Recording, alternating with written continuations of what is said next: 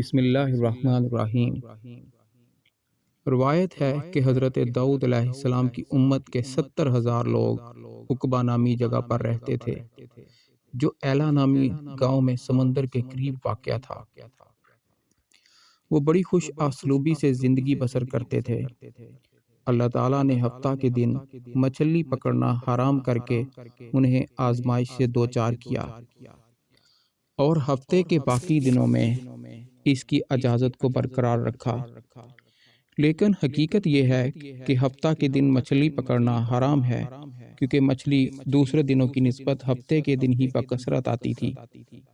شیطان نے انہیں گمراہ کیا اور انہیں مشورہ دیا کہ سمندر سے کچھ نہریں کھود کر ان کے سروں کو تالاب میں بدل دیں، اور جب ہفتہ کے دن مچھلیاں تالاب میں داخل ہو جائیں تو اس دن مچھلیاں پکڑے بغیر ان کا راستہ بند کر دیں، اور ایسا کرنے سے وہ انہیں پکڑ سکتے ہیں۔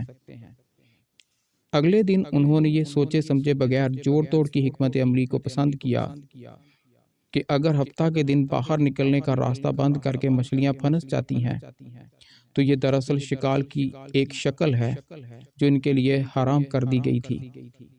اس دن یہودی 3 گروہوں میں بٹ گئے۔ بعض نے ہفتہ کے دن مچھلی پکڑنے سے پرہیز کیا اور ان لوگوں کی اصلاح کرنے کی کوشش کی جو اس کے شوقین تھے۔ وہ ان پر ناراض ہوئے، ان سے تعلقات کو منقطع کر دیا۔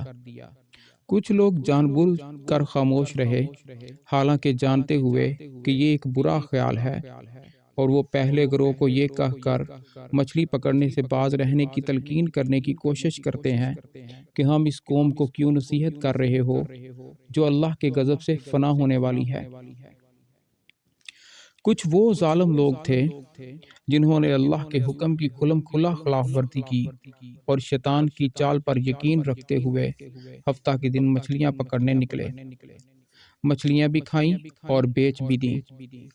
جب نافرمان جھک کر مچھلیاں پکڑنے گئے تو جن لوگوں نے انہیں روکنے کی کوشش کی انہوں نے کہا کہ ہم ان فاسقوں سے کوئی تعلق نہیں رکھیں گے، اس لیے کہ انہوں نے درمیان سے دیوار کھڑی کر کے گاؤں کو 2 حصوں میں تقسیم کیا اور داخلے اور باہر نکلنے کے ایک گیٹ بھی نہ بنایا۔ حضرت داؤد علیہ السلام نے غضبناک ہو کر ان پر لعنت فرمائی۔ پھر ایسا ہوا کہ اس سارا دن ان میں سے کوئی باہر نہ نکلا۔ جب لوگوں نے یہ جاننے کے لیے دیوار عبور کی تو دیکھا سب کے سب بندر بن گئے ہیں۔